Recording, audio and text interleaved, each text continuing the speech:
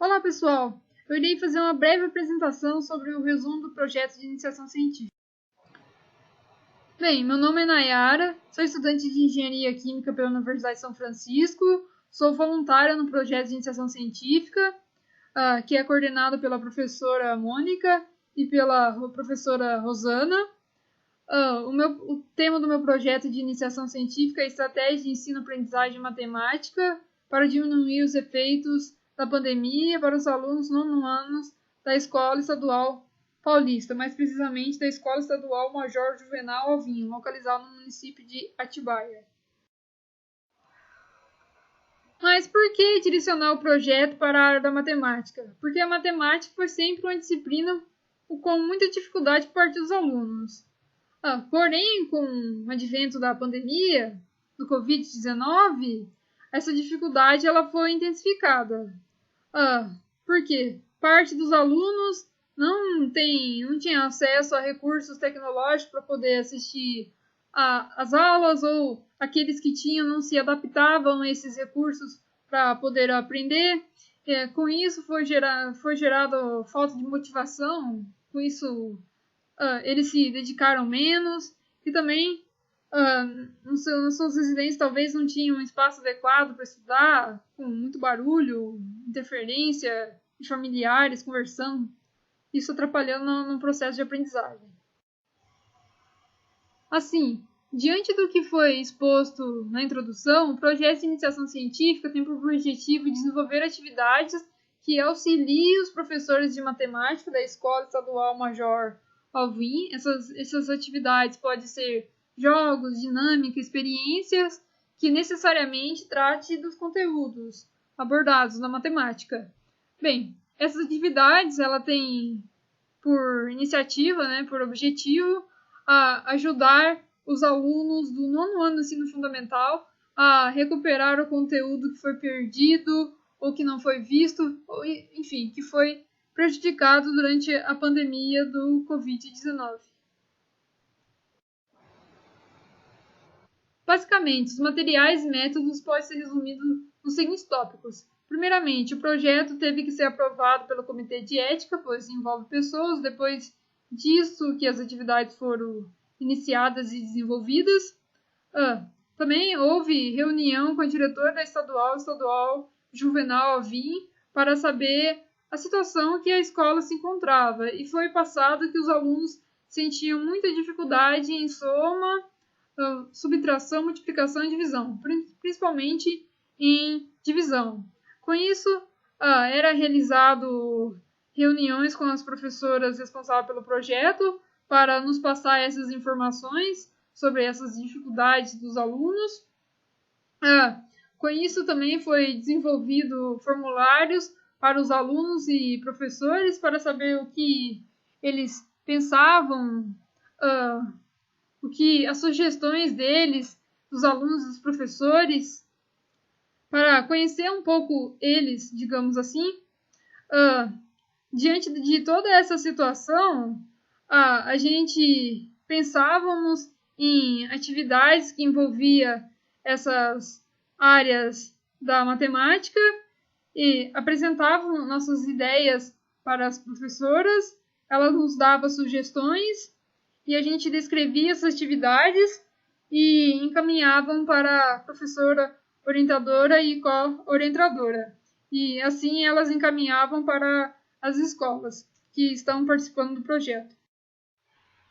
Como já foi dito, uma das principais dificuldades dos alunos era a divisão. Essa informação foi passada pela direção da escola. Bem, por meio de pesquisas realizadas, pôde perceber que para entender a divisão você precisa compreender a subtração, a soma, a multiplicação, porque dentro da divisão está englobada essas outras três operações. Assim, com isso foram desenvolvidas atividades para soma, subtração, multiplicação e divisão aplicada em modos, distração e desafios. E pela análise do formulário que foi encaminhado às escolas, pôde-se perceber que os alunos tiveram dificuldades quando essas atividades foram aplicadas. E Com isso, esses estudantes pediram que houvesse revisão do conteúdo antes da aplicação dessas atividades. Bem, agora irei apresentar uma atividade para soma, subtração, multiplicação e divisão que foram desenvolvidas. Bem, para a soma, primeiramente. Quando que eu penso em soma, a primeira coisa que eu penso é perímetro. O que é perímetro? Nada mais é que somar todos os lados de uma figura geométrica. Então, essa atividade do perímetro consistia em mostrar a parte prática da soma em uma situação corriqueira do dia a dia. Então, eles deveriam somar os perímetros de diferentes figuras geométricas.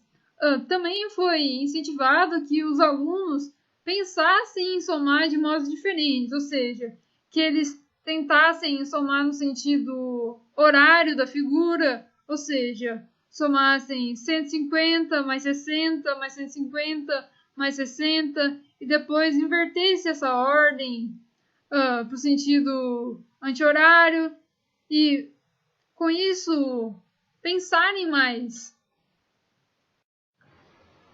Também outra atividade que eu pensei, só que para subtração, foi medir volume de objetos. O que essa atividade se baseia? Ela se baseia no empuxo, que nada mais é que quando eu coloco um objeto em fluido, esse objeto desloca uma certa quantidade de massa desse fluido, uma certa quantidade de líquido desse fluido. Então, como que os alunos iriam desenvolver essa atividade?